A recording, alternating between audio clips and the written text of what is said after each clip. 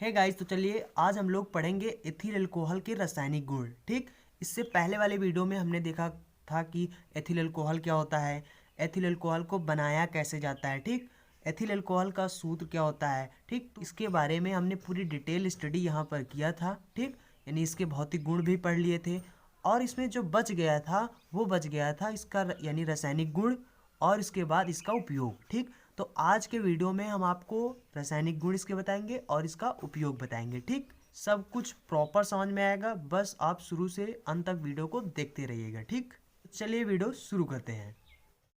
तो hey guys, this is Anshu and you are watching topic knowledge.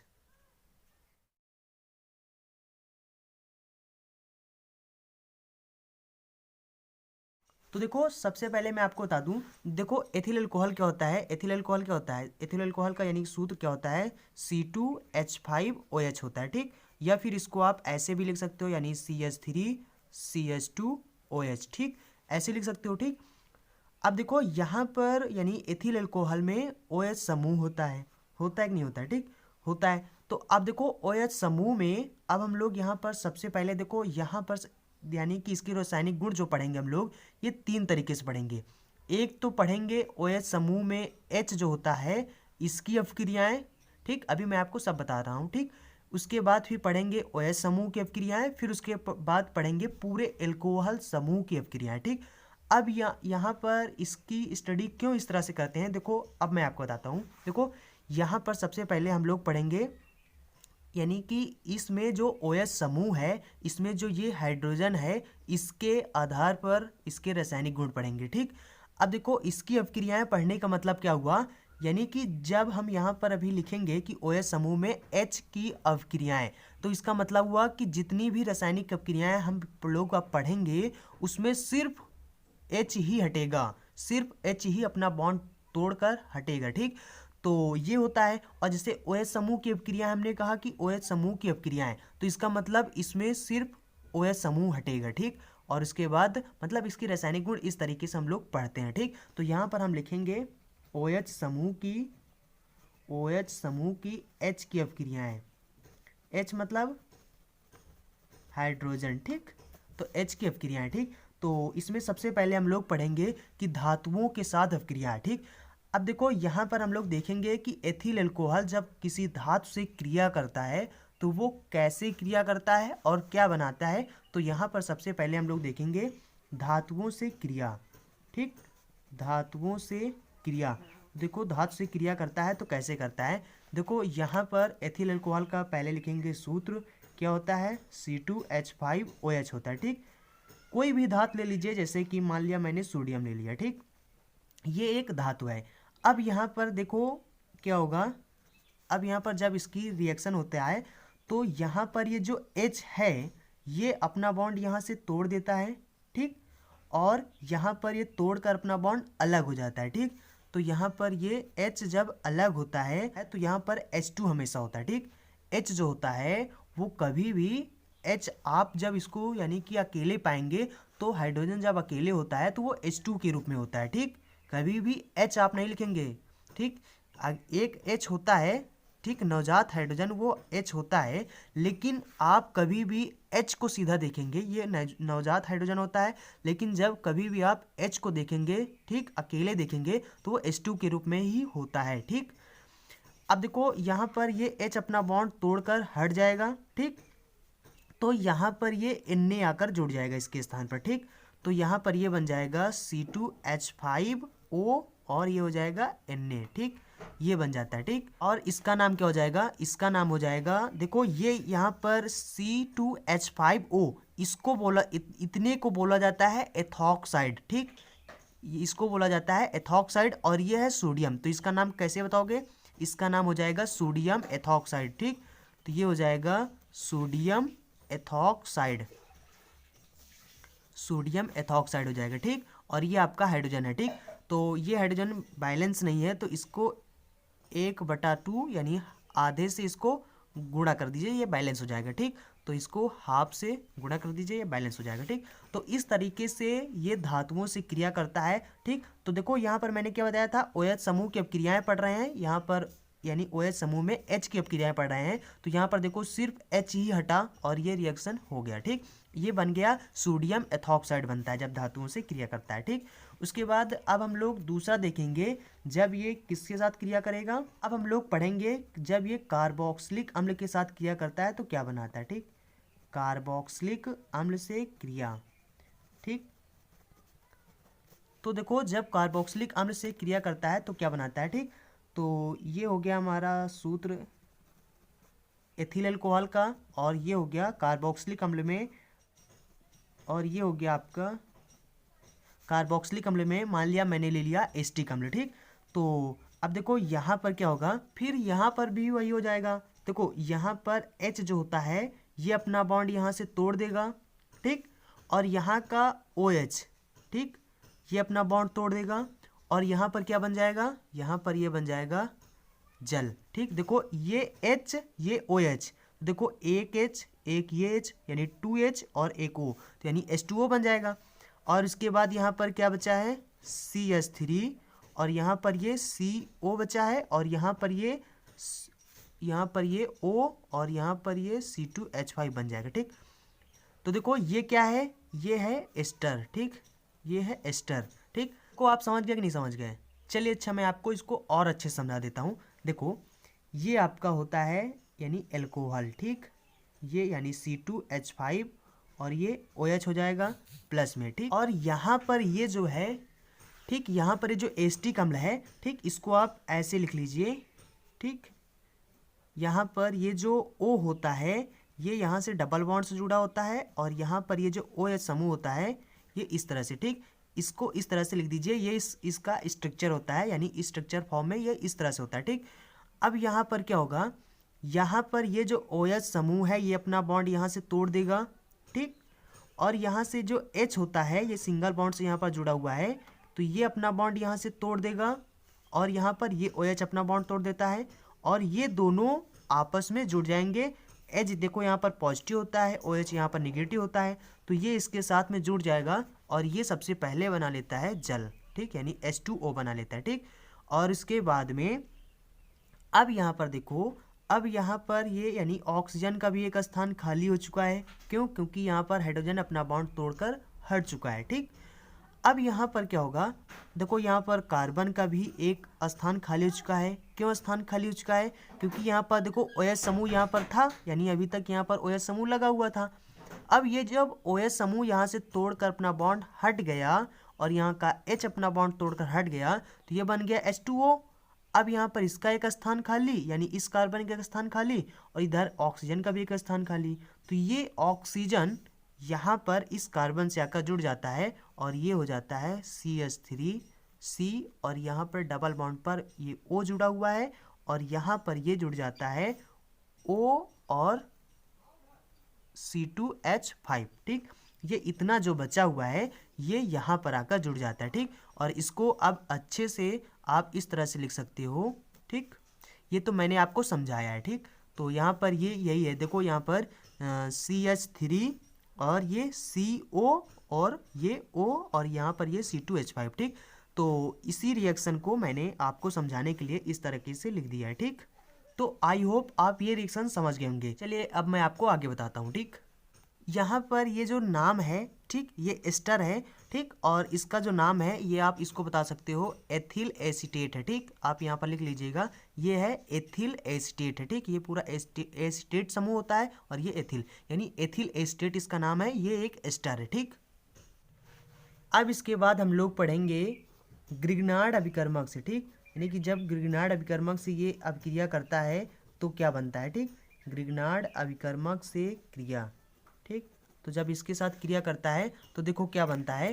तो देखो यहाँ पर ग्रिग्नार्ड अभिकर्मक का जो सूत्र होता है वो क्या होता है, RMgX होता है। ठीक, तो यहाँ पर सबसे पहले एथिल अल्कोहल लिखेंगे, क्योंकि इसकी रासायनिक अभिक्रियाएँ पढ़ रहे हैं। ठीक, तो एथिल अल्कोहल की क्रियाएँ जब किसके साथ कराएंगे, जब ग्रिग्नार्ड अभिकर्मक से। ठीक, तो ग्रिग्नार्ड अभिकर्मक में क्या होता है, RMgX। R क्या है, एल्किल है, Mg ठीक मैग्नीशियम है, और इसके बाद यहाँ पर ये जो यक्स है हेलोजन है। ठीक, तो यहाँ पर इसके स्थान पर मान लिया मैंने ले लिया एथिल। ठीक, और Mg, और यहाँ पर यक्स के स्थान पर मान लिया मैंने ले लिया Cl, ठीक। तो जब इसके साथ यहाँ पर क्रिया कराएंगे तो देखो यहाँ पर ये जो एल्किल है ये अपना बॉन्ड यहाँ से तोड़ देता है, और यहाँ पर ये जो OH है, OH में जो H है ये अपना बॉन्ड यहाँ से तोड़ देता है और ये इसके साथ में आकर जुड़ जाता है। तो यहाँ पर ये क्या बन जाता है, ये बन जाता है एथेन, ठीक। एथेन बन जाता है प्लस में, और यहाँ पर देखो यहाँ पर ये अपना बॉन्ड तोड़कर ये हट चुका है और यहाँ पर ये H हट चुका है, ठीक। और यहाँ पर ये Mg और एक बॉन्ड से Cl, और यहाँ पर देखो इसका एक स्थान खाली हो चुका है Mg के पास, ठीक ठीक। तो यहाँ पर ये O और C2H5 यहाँ पर आकर जुड़ जाता है, O C2H5, ठीक। ये आकर यहाँ पर जुड़ जाता है, ठीक। और ये आपका बन जाता है एथेन, ठीक। तो इस तरह से ग्रिग्नार्ड विकर्मक की अपक्रिया एथिल अल्कोहल से होता है, ठीक। तो आई होप आप इस रिएक्शन को समझ गए होंगे। अब इसके बाद हम लोग पढ़ेंगे OH समूह की अपक्रियाएं, OH समूह की अपक्रियाएं, ठीक। अभी तक हम लोग पढ़ रहे थे OH समूह में जो यहाँ पर OH समूह में जो यहाँ पर हाइड्रोजन था इसकी अपक्रियाएं पढ़ रहे थे, यानी सिर्फ यहाँ पर हाइड्रोजन हट रहा था। अब हम लोग पढ़ेंगे OH समूह की अपक्रियाएं। इसमें अब क्या होगा, अब जो रिएक्शन पढ़ेंगे उसमें OH समूह पूरा हटेगा, ठीक। तो इसमें सबसे पहले हम लोग पढ़ेंगे नाइट्रिक अम्ल से अपक्रिया, यानी नाइट्रिक अम्ल क्या होता है, HNO3 से क्रिया जब करेगा तो ये क्या बनाता है, ठीक, से क्रिया। तो इससे जब क्रिया करता है तो मैं आपको चलो पहले बता देता हूँ, ये बना लेता है एथिल नाइट्रेट। क्या बनाता है, एथिल नाइट्रेट बनाता है, ठीक, एथिल नाइट्रेट बनाता है। अब देखो ये यहाँ पर कैसे क्रिया करता है, देखो C2H5OH हो गया, ठीक। ये आपका एथिल अल्कोहल है, ठीक। इसकी क्रिया हम जब किसके साथ कराते हैं, HNO3 के साथ। तो यहाँ पर क्या होता है, यहाँ पर OH समूह अपना बॉन्ड यहाँ से तोड़ देता है और यहाँ का ये H ये इसके साथ में जुड़ जाता है। तो यहाँ पर क्या बना लेता है, यहाँ पर ये बन जाता है सबसे पहले H2O यानी जल बन जाता है, ठीक। और यहाँ पर ये क्या बचा है, C2H5 और यहाँ पर NO3 बचा है, तो यहाँ पर हो जाएगा NO3, ठीक। ये आपका है एथिल नाइट्रेट, ये आपका है एथिल नाइट्रेट, ठीक। अब इसके बाद चलिए मैं दूसरी रिएक्शन आपको बताता हूँ। अब इसके बाद हम लोग पढ़ेंगे HI व P यानी फास्फोरस के साथ क्रिया, ठीक। हाइड्रोजन आयोडाइड, ठीक। ये हाइड्रोजन आयोडाइड व फास्फोरस के साथ क्रिया। तो देखो इसके साथ क्रिया करता है कैसे, देखो यहाँ पर हो जाएगा आपका एथिल अल्कोहल, ठीक। और इसकी अपक्रिया हम HI के साथ कराते हैं और यहाँ पर फास्फोरस भी उपस्थित होता है, ठीक। अब यहाँ पर क्या होता है, यहाँ पर जो HI है इसके 2 मोल यूज करते हैं, ठीक। यहाँ पर इसके हम 2 मोल यूज करते हैं, ठीक। अब यहाँ पर क्या होगा, यहाँ पर ये OH समूह पूरा हट जाता है, यानी बॉन्ड अपना तोड़ देता है OH समूह, ठीक। और यहाँ से एक H इसके साथ में जुड़ जाता है तो ये बना लेता है H2O यानी जल बन जाता है। उसके बाद यहाँ पर एक हाइड्रोजन इसके साथ में आकर जुड़ जाता है, ठीक। तो यहाँ पर देखो 2 हाइड्रोजन थे तो एक हाइड्रोजन इसके साथ जुड़ गया और एक हाइड्रोजन इसके साथ जुड़ जाता है, तो यहाँ पर बन जाता है C2H6, ठीक। प्लस में अब यहाँ पर देखो कितने, यहाँ पर I कितने थे, यहाँ पर 2, देखो यहाँ पर 2 है ना, तो यहाँ पर 2 से गुणा था तो यहाँ पर I ये आयोडीन के रूप में अलग हो जाता है, ठीक। तो ये बन जाता है हमारा एथेन, ठीक। तो HI व फास्फोरस के साथ जब क्रिया करता है यानी एथिल अल्कोहल जब क्रिया करता है तो क्या बनाता है, एथेन बनाता है, ठीक। और यहाँ पर ये आयोडीन है, ये आपका जल है, ठीक। इसके बाद हम लोग पढ़ेंगे अमोनिया से क्रिया, यानी जब अमोनिया से क्रिया करता है एथिल अल्कोहल तो क्या करता है, तो देखो क्या बनता है जब अमोनिया से क्रिया कराएंगे, ठीक। तो देखो यहाँ पर ये अमोनिया से जब क्रिया करता है तो क्या बनाता है, तो ये बनाता है एथिल एमीन, ठीक। एथिल एमीन बनाता है, ठीक। एथिल एमीन बनाता है, ठीक। अब देखो यहाँ पर कैसे क्रिया होता है, यहाँ पर C2H5OH, ठीक। और प्लस में अमोनिया हो गया यानी NH3, ठीक। इसके साथ जब क्रिया करता है तो देखो यहाँ का OH और यहाँ का एक H, ठीक। यहाँ पर देखो 3 H है, 3 H में एक H यहाँ से अपना अलग हो जाता है और यहाँ का ये OH, ये एक H और ये OH साथ में मिलकर बना लेता है जल ठीक। और यहाँ पर क्या बचता है NH2, तो यहाँ पर NH2 आकर जुड़ जाता है। ठीक, तो ये हो जाता है C2H5NH2। ठीक, इसको बोलते हैं एथिल। देखो ये क्या है, एथिल है, ये है एमीन। ठीक, तो ये हो जाता है एथिल एमीन। ठीक, तो देखो अब इसके बाद हम लोग पढ़ेंगे संपूर्ण एल्कोहल की अपक्रियाएं। संपूर्ण एल्कोहल की अपक्रियाएं। ठीक, तो देखो सबसे पहले हमने क्या पढ़ा था, OH समूह में जो H होता है उसकी अपक्रियाएं मैंने पढ़ा। फिर उसके बाद हम लोगों ने पढ़ा OH समूह की अपक्रियाएं। अब हम लोग पढ़ेंगे संपूर्ण एल्कोहल की अपक्रियाएं। देखो यहाँ पर OH समूह की अपक्रियाएं था, तो देखो सिर्फ OH समूह ही हट रहा था। ठीक, और वहाँ पर जब यानी H की अपक्रियाएं पढ़ रहे हैं तो सिर्फ H हट रहा था। अब हम लोग पढ़ेंगे संपूर्ण एल्कोहल की अपक्रियाएं, मतलब इस एल्कोहल में H भी हट सकता है। अब जो अपक्रियाएं पढ़ेंगे उसमें OH भी यानी हट सकता है, और यहाँ पर जो H है ये भी हट सकता है। ठीक, तो पूरे संपूर्ण एल्कोहल की अपक्रियाएं पढ़ेंगे। ठीक, तो देखो इसमें सबसे पहले हम लोग पढ़ेंगे, इसका करेंगे निर्जलीकरण। ठीक, निर्जलीकरण पढ़ेंगे। ठीक, तो यहाँ पर पढ़ेंगे निर्जलीकरण। देखो यहाँ पर ये जो इम्पॉर्टेंट है, ठीक, संपूर्ण एल्कोहल की जो अपक्रिया है ये बहुत इंपॉर्टेंट है। इसका जो निर्जलीकरण होता है ये मोस्ट इंपॉर्टेंट है। ठीक, बहुत इंपॉर्टेंट है आपके एग्जाम के लिए, ये निर्जलीकरण इसका बहुत इंपॉर्टेंट होता है, यानी एल्कोहल का। ठीक, ये रिएक्शन जो है आपके बोर्ड एग्जाम में बार बार रिपीट होता है। ठीक, तो इसलिए ये बहुत इंपॉर्टेंट है।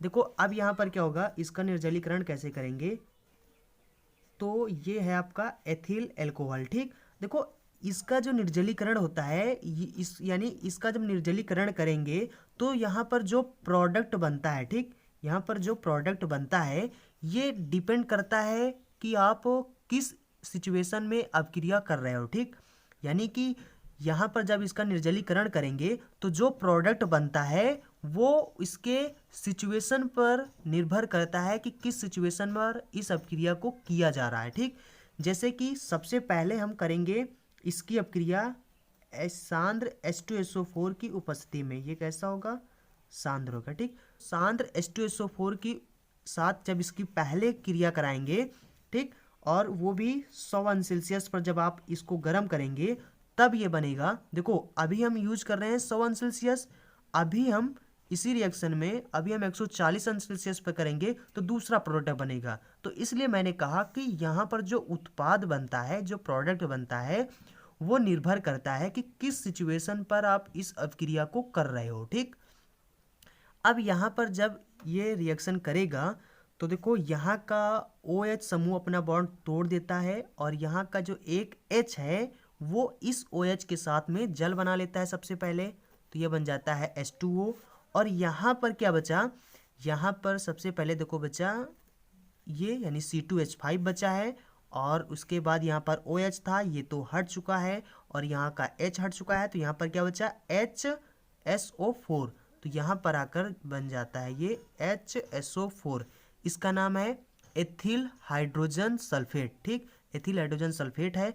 अब हम क्या करेंगे, एथिल हाइड्रोजन सल्फेट ये पहला नंबर डाल लीजिए, और दूसरे नंबर में क्या होता है, एथिल हाइड्रोजन सल्फेट की क्रिया हम क्या करेंगे, एथिल हाइड्रोजन सल्फेट इसमें हम थोड़ा से और एल्कोहल और मिला देते हैं, थोड़ा से एल्कोहल और मिला देते हैं, और इसकी अब इसके बाद थोड़ा सा एल्कोहल और मिलाकर यहाँ पर 140 अंश सेल्सियस तक इसको गर्म करेंगे। ठीक, जब 140 अंश सेल्सियस तक इसको गर्म करेंगे तो अब देखो क्या बनता है। अब यहाँ पर क्या होता है, यहाँ का देखो H और यहाँ का HSO4, ठीक, यहाँ का H और यहाँ का HSO4 ये इसके साथ में जुड़ जाता है, तो ये बना लेता है H2SO4 बना लेता है। और यहाँ पर क्या बचा है, यहाँ पर ये है C2H5O, और यहाँ पर H यानी सिंगल बॉन्ड से जुड़ा हुआ था, अब ये तो हट चुका है, और यहाँ पर ये C2H5 आकर जुड़ जाता है। ठीक, C2H5 आकर जुड़ जाता है और ये बन जाता है ईथर। इसको क्या बोलेंगे, die ethyl ether, die ethyl ether. अब देखो डाई एथिल क्यों बोल रहे हैं, देखो यहाँ पर क्या होता है, यहाँ पर एक एथिल, दो एथिल, यहाँ पर दो एथिल है। देखो केमिस्ट्री में जो यानी दो होता है, यानी कि हम आम लैंग्वेज में तो हम इसको दो बोल देते हैं, लेकिन केमिस्ट्री में दो को डाई बोला जाता है, ठीक। तो यहाँ पर दो एथिल हैं, इसलिए मैंने कहा डाई, और एथिल है इसलिए दो, यानी दो एथिल है तो डाई एथिल, और ये ईथर है तो इसलिए ईथर, ठीक। ये ईथर समूह होता है, ठीक। ओ ठीक। अब देखो ये डाई एथिल ईथर है, ठीक। और ये यहाँ पर क्या है आपका H2SO4, यानी कि यहाँ पर हमने क्या देखा कि जो हमने यहाँ पर सबसे पहले H2SO4 इसमें मिलाया, तो यहाँ पर जितना H2SO4 इसमें मिलाया उतना ही H2SO4 हमें फिर यहाँ पर अंत में मिल गया। इसका मतलब क्या हुआ, इसका मतलब ये हुआ कि यहाँ पर जो H2SO4 है ये सिर्फ उत्प्रेरक का काम कर रहा है, ठीक। ये सिर्फ अपक्रिया के वेग को घटा या बढ़ा रहा है, ठीक, या उत्प्रेरक का काम कर रहा है, ठीक। तो यहाँ पर H2SO4 उत्प्रेरक का काम कर रहा है, ठीक। तो ये बन जाता है, अब की यहाँ पर ये ईथर बन गया, ठीक। 140 अंश सेल्सियस पर इसकी अपक्रिया जब करते हैं तो ये ईथर बन जाता है, ठीक। और यही यहाँ पर ये जो तीसरे स्टेप में, तीसरा स्टेप क्या होता है, अगर हम यहाँ पर ये जो था, ठीक, क्या एथिल हाइड्रोजन सल्फेट, ये जो था इसकी अपक्रिया अगर हम, इसी की अपक्रिया अगर हम 160 से 170 अंश सेल्सियस पर इसको गर्म कर दें, ठीक, 160 से 170 अंश सेल्सियस तक आप इसको गर्म कर दें, ठीक। देखो 140 अंश सेल्सियस तक अब इसको गर्म किया तो ईथर बन गया, लेकिन अगर इसी को अगर हम 160 से 170 अंश सेल्सियस तक इसको गर्म कर दें तो ये क्या बन जाता है, देखो यहाँ का, यहाँ पर 5 हाइड्रोजन है, यहाँ का एक हाइड्रोजन, देखो क्योंकि इसको हमने ज़्यादा गर्म कर दिया ना, तो यहाँ का एक हाइड्रोजन अपना बॉन्ड तोड़कर इसके साथ में जुड़ जाता है, और ये अपना बॉन्ड यहाँ से तोड़ देता है, तो यहाँ पर H2SO4, ठीक, H2SO4 अलग हो जाता है, और यहाँ पर क्या बन जाता है C2H4, ठीक। ये आपका क्या है, एथिलीन है, ठीक। ये आपका क्या है, एथिलीन। आप इसको ऐसे भी लिख सकते हो, यानी CH2 डबल बॉन्ड CH2, ठीक। ये आपका क्या होता है, एथिलीन होता है, ठीक। तो यहाँ पर क्या हुआ, यहाँ पर जब इसको 160 से 170 अंश सेल्सियस तक इसको जब गर्म किया तो यहाँ का एक H हट गया और यहाँ पर HSO4 ये हट गया, तो दोनों मिलकर ये बना लेता H2SO4, और यहाँ पर बचता है C2H4, ठीक, एथिलीन हो जाता है, ठीक। तो निर्जलीकरण जो होता है ये बहुत इंपॉर्टेंट है, एग्जाम में बार बार पूछा जाता है। तो यहाँ पर देखो कैसे हुआ है, यहाँ पर पहले स्टेप में क्या होता है, हम लेते हैं एथिल अल्कोहल, इसकी अपक्रिया कराते हैं H2 सांद्र H2SO4 के साथ, ठीक। 100 अंश सेल्सियस पर जब इसको गर्म करते हैं तो ये क्या बनता है, ये बन जाता है एथिल हाइड्रोजन सल्फेट, और यहाँ पर OH, इसका H, ये बन जाता है जल, ठीक। फिर एथिल हाइड्रोजन सल्फेट को हम किसके, थोड़ा सा इसमें अल्कोहल और मिला देते हैं और इसको फिर गर्म करते हैं 140 अंश सेल्सियस तक, ठीक। तो ये बन जाता है डाई एथिल ईथर। कैसे बनता है मैंने आपको बता दिया कि यहाँ पर HSO4 टूट जाता है, अपना बॉन्ड तोड़ देता है, अलग हो जाता है, यहाँ का H अपना बॉन्ड तोड़कर अलग हो जाता है, और ये दोनों मिलकर बना लेता है H2SO4, और यहाँ पर फिर उसके बाद ये बचता है, और यहाँ पर ये एथिल बचता है, ये इसके साथ में आकर जुड़ जाता है और ये बन जाता है डाई एथिल ईथर, ठीक। अगर हम देखो यहाँ पर मैंने आपको पहले ही बताया था कि यहाँ पर इसका निर्जलीकरण में जो प्रोडक्ट बनता है, यानी जो उत्पाद बनता है, वो निर्भर करता है कि उसको किस सिचुएशन में उस अपक्रिया को किया गया है। जैसे यहाँ पर 140 सेल्सियस तक गर्म किया, अब इसके बाद हम इसी उत्पाद को आप लेंगे और इसको क्या करेंगे, 160 से 170 अंश सेल्सियस तक जब आप इसको गर्म करेंगे तो यहाँ पर ये बन जाता है एथिलीन। 140 पर ईथर बना, 160 से 70 पर बन जाता है एथिलीन, और यहाँ पर H2SO4 अलग हो जाता है, यानी उत्प्रेरक का काम करता है, ठीक। H2SO4 यहाँ पर, ठीक। तो समझ गए ना आप इसका निर्जलीकरण कैसे करना है। अब हम लोग पढ़ेंगे विहाइड्रोजनीकरण। अब हम लोग यहाँ पर पढ़ेंगे दूसरे नंबर में विहाइड्रोजनीकरण, विहाइड्रोजनीकरण, ठीक। देखो यहाँ पर ये आपका एथिल अल्कोहल हो गया, ठीक। इसका विहाइड्रोजनीकरण का मतलब हुआ इसमें से हाइड्रोजन जो है उसको आपको निकाल देना है, यानी उसका विहाइड्रोजनीकरण कर देना है, ठीक। अब देखो यहाँ पर क्या होता है, ये रिएक्शन वैसे आपको जब आप पढ़ेंगे वहाँ पर एल्डिहाइड जब पढ़ेंगे, ठीक, आगे जब आप पढ़ेंगे, ठीक, एल्डिहाइड, तो वहाँ पर आपको ये रिएक्शन फिर आपको पढ़ने को मिलेगा, ठीक, एल्डिहाइड में, क्योंकि यहाँ पर इसका जब आप विहाइड्रोजनीकरण करेंगे तो यहाँ पर बनेगा एल्डिहाइड, ठीक, एल्डिहाइड। तो एल्डिहाइड में जब आप पढ़ेंगे कि एल्डिहाइड कैसे बनाया जाता है तो वहाँ पर निर्माण की विधियों में आपको ये रिएक्शन फिर मिलेगा, ठीक।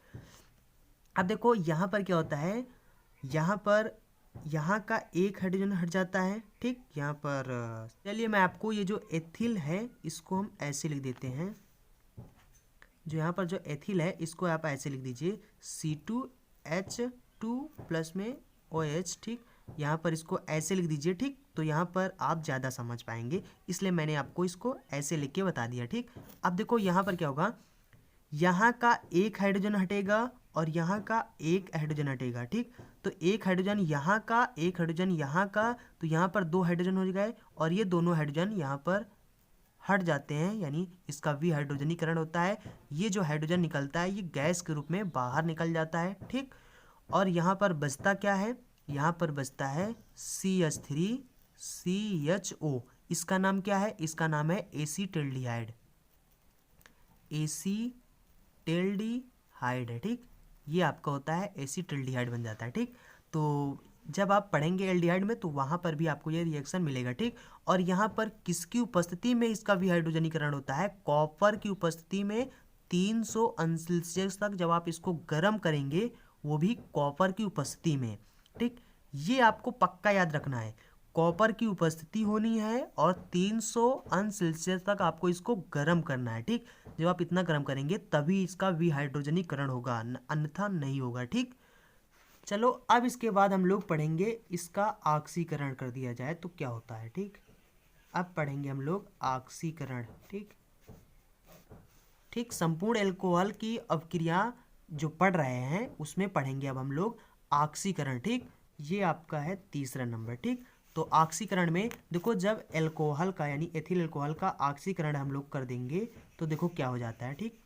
तो इसका ऑक्सीकरण जो होता है, ठीक, ऑक्सीकरण में, ठीक, देखो ऑक्सीकरण क्या होता है, यानी कि ऑक्सीजन का जुड़ना ऑक्सीकरण कहलाता है। तो मैं आपको बता दूं कि अपचयन में क्या होता है, अपचयन में जब हाइड्रोजन जुड़ता है तो उसका अपचयन होता है, हाइड्रोजन यानी अपचयन में हाइड्रोजन जुड़ता है, और ऑक्सीकरण में क्या होता है, ऑक्सीजन जुड़ता है, ठीक। तो जब आप इसका ऑक्सीकरण करेंगे O के साथ में नवजात ऑक्सीजन है, ठीक।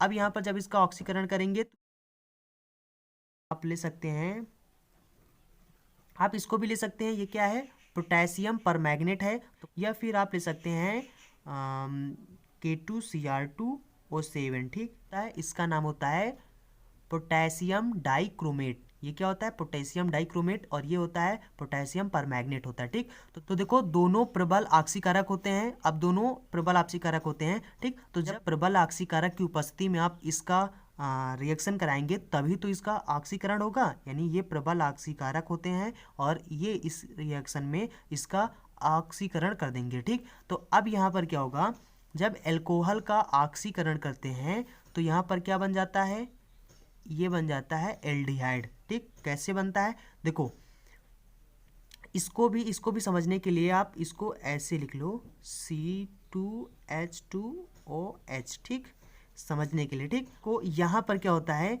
यहाँ का एक H और यहाँ का OH, ठीक, यहाँ का एक H यहाँ का OH, ये दोनों साथ में मिलकर क्या बना लेगा, जल बन जाएगा, ठीक। और यहाँ पर CH यानी यहाँ का एक H हट गया और यहाँ का OH हट गया, तो यहाँ पर डबल बॉन्ड से देखो ऑक्सीजन को होता है, ऑक्सीजन क्या होता है, हमेशा ये डबल बॉन्ड से जुड़ता है, ठीक।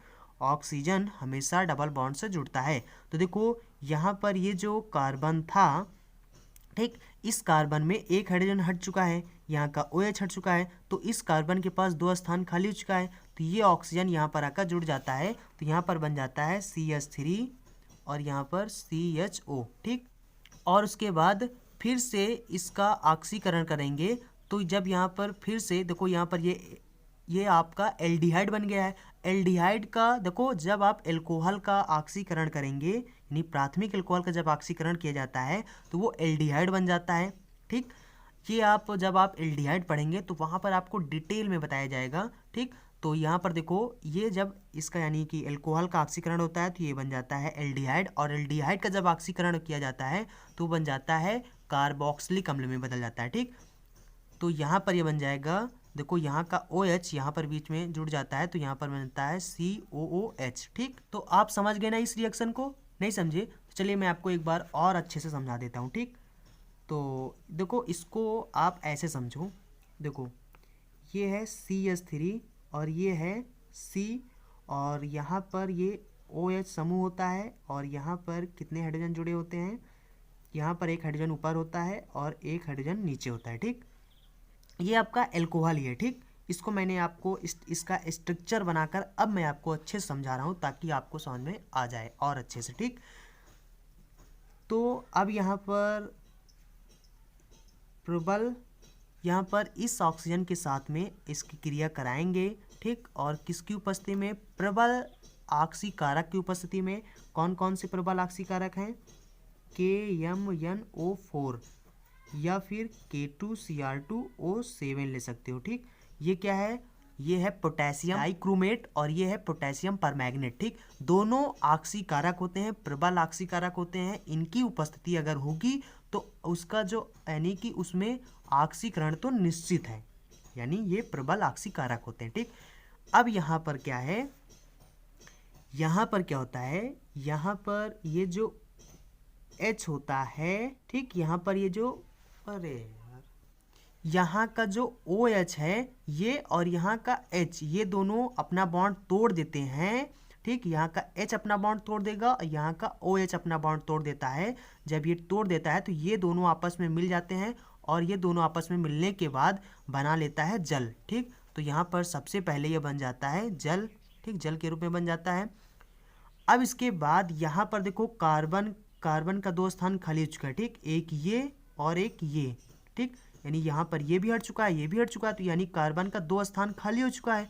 और ऑक्सीजन का ये एक प्रॉपर्टी होती है कि ऑक्सीजन क्योंकि द्विसंयोजी होता है ना, तो यानी कि इसकी संयोजकता 2 होती है, तो ये हमेशा डबल बॉन्ड से ही जुड़ता है। इसकी खासियत है कि ये हमेशा कभी भी जुड़ेगा तो ये डबल बॉन्ड से जुड़ता है। ठीक, अब यहाँ पर इसका भी 2 स्थान खाली हो चुका है। ठीक, और यहाँ पर ऑक्सीजन भी डबल बॉन्ड से जुड़ता है, तो ये इसके साथ में आकर जुड़ जाता है और ये यहाँ पर बना लेता है CH3 पहले से था और एक हाइड्रोजन ऊपर लगा हुआ था, और यहाँ पर ये जुड़ जाता है डबल बॉन्ड से। ठीक, और यही आपका है एल्डिहाइड। ठीक, इसको आप ऐसे लिख सकते हो CH3 और यहाँ पर C और एक H एक O। ठीक, तो ये है। ठीक, और फिर से इसका आप क्या करेंगे? ऑक्सीकरण करेंगे। तो देखो यहाँ पर समझ लीजिए, यहाँ पर समझ लीजिए। ठीक, आप इसका फिर से ऑक्सीकरण करेंगे तो यहाँ पर क्या होता है, तो अब देखो यहाँ पर क्या होता है, यहाँ पर ये जो हाइड्रोजन है ये अपना बॉन्ड यहाँ से तोड़ देगा। ठीक, ये हाइड्रोजन अपना बॉन्ड यहाँ से तोड़ देता है और तोड़ने के बाद ये जुड़ जाता है इस ऑक्सीजन के साथ आकर जुड़ जाता है। ठीक, देखो ये ऑक्सीजन क्या होता है, ये ऑक्सीजन इसके 2 बॉन्ड होते हैं। ठीक, इस तरह से ये हमेशा डबल बॉन्ड से जुड़ता है। ठीक, तो एक बॉन्ड से ये हाइड्रोजन आकर यहाँ पर जुड़ जाएगा। ठीक, और ऑक्सीजन का अभी भी यानी ये ऑक्सीजन का अभी भी एक हाइड्रोजन खाली है। ठीक, एक बॉन्ड खाली है, तो ये ऑक्सीजन यानी कि यहाँ से आकर यहाँ पर आकर जुड़ जाता है, यानी इसके स्थान पर जुड़ जाता है। ठीक, तो यहाँ पर क्या हो जाता है, यहाँ पर हो जाता है CH3 और C, और यहाँ पर जुड़ा है डबल बॉन्ड से O, और यहाँ पर OH समूह आकर जुड़ जाता है। ठीक, इसके स्थान पर, तो यहाँ पर हो जाता है OH समूह जुड़ जाता है। ठीक, तो यहाँ पर इसको आप ऐसे भी लिख सकते हो, या डालकर आप इसको ऐसे लिख सकते हो। ठीक, CH3 और COOH। ठीक, यही तो है आपका, तो यही तो प्रोडक्ट बना था आपका। ये क्या है, इसको बोलते हैं एस्टिक अम्ल। ये आपका सिरका होता है जो आप खाते हैं, सिरका। ठीक, एस्टिक अम्ल। ठीक, ये है आपका एस्टिक अम्ल। ठीक, आई होप आप ये रिएक्शन समझ गए होंगे। ठीक, उसके बाद एक और रिएक्शन होता है जिसको बोलते हैं हैलोफॉर्म। ठीक, हैलोफॉर्म अपक्रिया। देखो ये जो अपक्रिया है ना, हैलोफॉर्म अपक्रिया, ये भी बहुत इंपॉर्टेंट है।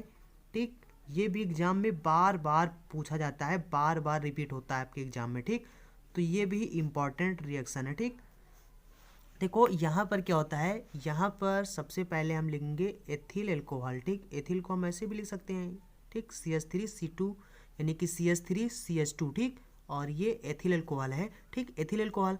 और इसकी अपक्रिया जब हम किसके साथ कराते हैं, आयोडीन के साथ कराते हैं, आयोडीन होता है, ठीक, I2 और प्लस में NaOH होता है, ठीक। तो यानी कि एथिल अल्कोहल को जब हम I2 यानी आयोडीन या फिर NaOH यानी सोडियम हाइड्रोक्साइड के साथ जब इसको गर्म करते हैं, ठीक, इसको जब इसके साथ में जब इसको गर्म करते हैं तो गर्म करने पर ये क्या बन जाता है, ये आइडोफॉर्म बन जाता है। क्या बन जाता है, आइडोफॉर्म, ठीक। हमें क्या बनाना है यहाँ पर, हेलोफॉर्म अपक्रिया, ठीक, यानी हेलोफॉर्म मतलब आइडोफॉर्म यहाँ पर बनता है, ठीक। इसलिए ये अपक्रिया कहलाता है हाइडो यानी हेलोफॉर्म कहलाता है, ठीक। तो देखो यहाँ पर आयोडीन के 4 अणु यूज होते हैं, ठीक, और यहाँ पर सोडियम हाइड्रोक्साइड के 6 अणु यूज होते हैं, ठीक। अब यहाँ पर देखो क्या बनता है, तो देखो यहाँ पर जगह नहीं है, ठीक, तो यहाँ पर मैं नीचे लिखे देता हूँ, ठीक, और आप इसको आगे यानी एरो बनाकर इस तरह से लिखिएगा, ठीक, अच्छे से, ठीक। तो यहाँ पर क्या हो जाएगा, यहाँ पर क्या क्या बनता है, सबसे पहले बनता है आइडोफॉर्म बनता है, ठीक। आइडोफॉर्म मतलब होता है CHI3, इसको क्या बोलते हैं, आइडोफॉर्म, ठीक। ये आइडोफॉर्म सबसे पहले बनता है, ठीक। और उसके बाद में, ठीक, उसके बाद में NaI यानी सोडियम आयोडाइड बनता है, ठीक। Na और ये I, यहाँ से एक आयोडीन इसके साथ में जुड़ जाता है और ये बन जाता है सोडियम आयोडाइड, ठीक। प्लस में जल बनता है और प्लस में बनता है आपका सोडियम फार्मेट बनता है, ठीक। सोडियम फार्मेट यानी COONA बनता है, ठीक। और यहाँ पर जो जल के 5 अणु यूज होते हैं और यहाँ पर जो सोडियम आयोडाइड बनेगा ये भी 5 बनेगा, ठीक। यहाँ पर 5 से रिएक्शन, यहाँ पर देखो यहाँ पर ये इतने प्रोडक्ट बनते हैं और यहाँ पर क्या होता है, यहाँ पर इसको बैलेंस करने के लिए हम यहाँ पर 5 से गुणा करना पड़ेगा और यहाँ पर 5 से गुणा करना पड़ेगा, ठीक। तो ये रिएक्शन बैलेंस हो जाता है, ठीक।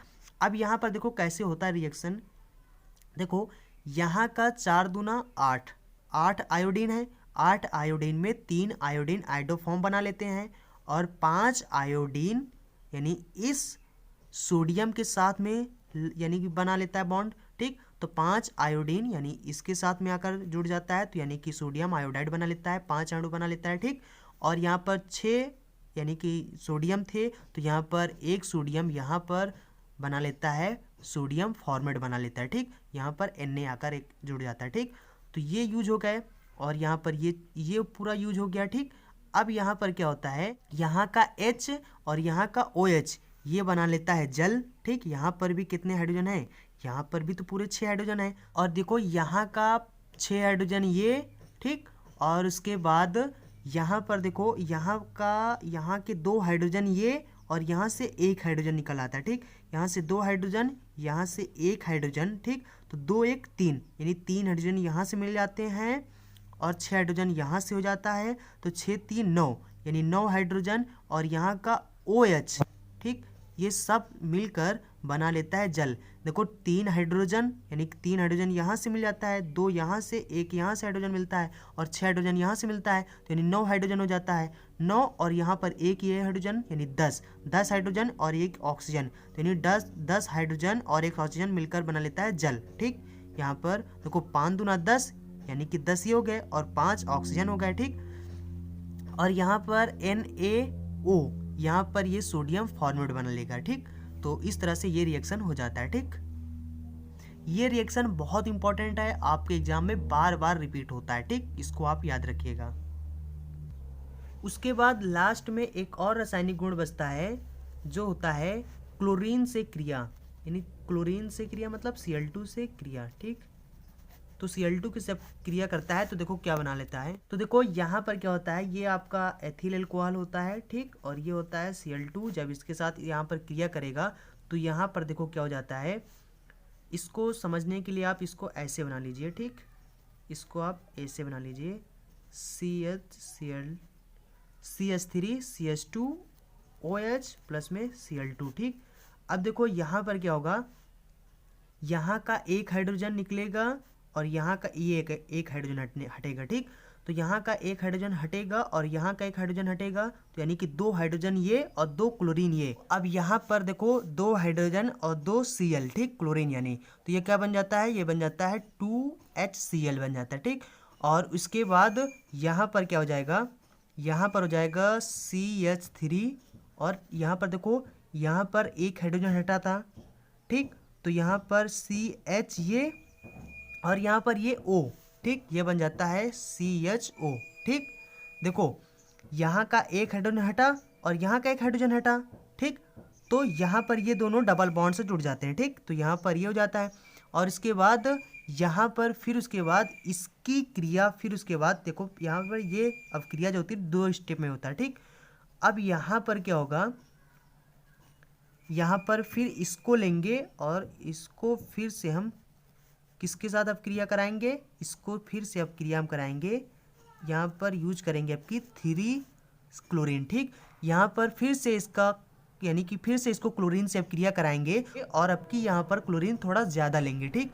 तो यहाँ पर जब इसके 3 मोल लेते हैं तो यहाँ पर फिर से इसकी रिएक्शन कराते हैं, तो यहाँ पर देखो क्या बनता है, देखो यहाँ पर देखो कितने क्लोरीन है, 6 क्लोरीन है, ठीक। तो यहाँ से तीनों हाइड्रोजन हट जाते हैं और यहाँ का 3 क्लोरीन और यहाँ का 3 हाइड्रोजन, तो यहाँ पर सबसे पहले बन जाता है 3HCl बन जाता है, ठीक, 3HCl। और उसके बाद यहाँ पर इस कार्बन से 3 हाइड्रोजन हट चुके, इसका 3 स्थान खाली चुका है। यहाँ पर 6 क्लोरीन थे तो 3 क्लोरीन, तो यहाँ पर 3HCl बना लिए। अब यहाँ पर 3 क्लोरीन बचे, वो तीनों क्लोरीन यहाँ पर इसके साथ में जुड़ जाता है, तो यहाँ पर ये बन जाता है CCl3 और यहाँ पर ये CHO, ठीक। इसको बोला जाता है क्लोरल, ठीक, ये आपका है क्लोरल, ठीक। तो समझ गए ना आप यहाँ पर। तो देखो यहाँ पर क्या हुआ था, यहाँ पर थोड़ा ध्यान देना, ठीक। यहाँ का एक हाइड्रोजन और यहाँ का एक हाइड्रोजन ये दोनों मिलकर यहाँ पर 2HCl बना लेगा, ठीक। और यहाँ पर फिर CH3 ये हो जाएगा और यहाँ पर एक हाइड्रोजन हटा था तो यहाँ पर एक हाइड्रोजन बचा है तो CH हो जाएगा और यहाँ पर ये ऑक्सीजन डबल बॉन्ड से जुड़ जाएगा तो यहाँ पर ये CHO बन जाएगा, ठीक। उसके बाद इसकी क्रिया फिर से क्लोरीन से कराते हैं और इस बार क्लोरीन के 3 अणु लेते हैं, ठीक। अब यहाँ पर 6 हाइड्रोजन थे, यानी कि सॉरी 6 क्लोरीन थे, ठीक। तो 6 क्लोरीन में 3 क्लोरीन, तो इस यानी कि यहाँ पर तीनों हाइड्रोजन हट जाते हैं तो इस हाइड्रोजन के साथ में 3HCl बना लेता है और जहाँ से तीनों हाइड्रोजन हटे थे वहीं पर तीनों क्लोरीन आकर जुड़ जाते हैं, ठीक। तो यहाँ पर ये बन जाता है क्लोरल, ठीक। अब इसके बाद हम लोग पढ़ेंगे, बस आपके जितने भी रासायनिक गुण थे ये खत्म हो चुके हैं। अब हम लोग पढ़ेंगे यानी एथिल अल्कोहल के उपयोग, ठीक। तो देखो पहला तो उपयोग आप बता सकते हैं स्प्रिट बनाने में, ठीक, नहीं स्प्रिट, इससे स्प्रिट बनाया जाता है तो स्प्रिट बनाने में, ठीक। और दूसरा उपयोग आप बता सकते हैं पेय पदार्थ के रूप में, ठीक। देखो एथिल अल्कोहल क्या होता है, शराब होता है, ठीक, और शराब लोग पीते हैं तो यानी कि पेय पदार्थ के रूप में भी ये यूज होता है, ठीक। तो पेय पदार्थ के रूप में, ठीक। और तीसरा उपयोग आप बता सकते हैं ईंधन के रूप में, ठीक, ईंधन के रूप में। और चौथा उपयोग आप बता सकते हैं विभिन्न कार्बनिक यौगिकों के निर्माण में, यौगिकों के निर्माण में, ठीक। तो यहाँ पर देखो उसके बाद हो जाएगा विभिन्न कार्बनिक यौगिकों के निर्माण में, ठीक। तो देखो वैसे तो जितने भी यहाँ पर रासायनिक यौगिक होते हैं, ठीक, तो ये सब क्या होते हैं, ये सब कोई ना कोई यौगिक तो बनाते हैं, ठीक। तो ये चीज़ तो सब में कॉमन होता है। आप किसी का भी उपयोग बताएं तो आप उसमें बता सकते हैं किसके रूप में, यानी कि विभिन्न कार्बनिक यौगिकों के रूप में, ठीक। सबके उपयोग में अगर आपको नहीं आ रहा है, आपके एग्जाम में आ गया है, उपयोग पूछ रहा है तो आपको नहीं पता है, तो आप सबसे पहले तो आप यही बता सकते हैं कि विभिन्न कार्बनिक यौगिकों के निर्माण में, ठीक। तो क्योंकि ये सब में कॉमन होता है। देखो सबकी यानी रासायनिक गुण हम पढ़ते कि नहीं पढ़ते सब कंपाउंड का, तो यहाँ पर क्या होता है कि सबकी रासायनिक गुण पढ़ते हैं तो यानी जब वो रासायनिक गुण पढ़ते हैं तो उसमें क्या होता है, किसी ना किसी से उसकी क्रिया कराते हैं, क्रिया कराते हैं तो कोई ना कोई कंपाउंड बनता है, यानी कोई ना कोई यौगिक बनता है। तो वही चीज़ यहाँ पर बताया गया है, वही तो हम यहाँ पर बता रहे हैं। देखो ना, कह रहे हैं ना कि विभिन्न कार्बनिक यौगिकों के निर्माण में, ठीक। तो यानी कि इसको भी बता सकते हो, ये कॉमन होता है सब में। तो ये 4 गुण हैं, 4 उपयोग हैं, आप इसको याद रखिएगा, ठीक। तो इस तरह से ये आपका मैंने आपको एथिल अल्कोहल जो है आपका है यानी ख़त्म हो गया, ठीक। अब यहाँ पर इसका उपयोग हो गया। अब इसके बाद हम लोग अगले सीरीज में पढ़ेंगे एथिल अल्कोहल का परीक्षण क्या होता है, ठीक। इसका परीक्षण करेंगे, उसके बाद कुछ और थोड़े बहुत जो इम्पोर्टेंट चीज़ हैं उसको अगले सीरीज में डिस्कस करेंगे। फिर आपका अल्कोहल ख़त्म हो जाएगा, फिर हम लोग पढ़ेंगे ईथर पढ़ेंगे, ठीक। तो आई होप आप समझ गए होंगे। तो आई होप अगर आपको समझ में आया है तो आप नीचे कमेंट बॉक्स में ज़रूर बताएं। और अगर आपको हकीकत में यानी अगर आपको रियली अगर आपको समझ में आया है तो वीडियो को लाइक ज़रूर करें। और जिन्होंने अभी तक इस चैनल को सब्सक्राइब नहीं किया है तो चैनल को सब्सक्राइब कर लें और बेल आइकन दबाना ना भूलें। So thanks for watching and see you again in next video.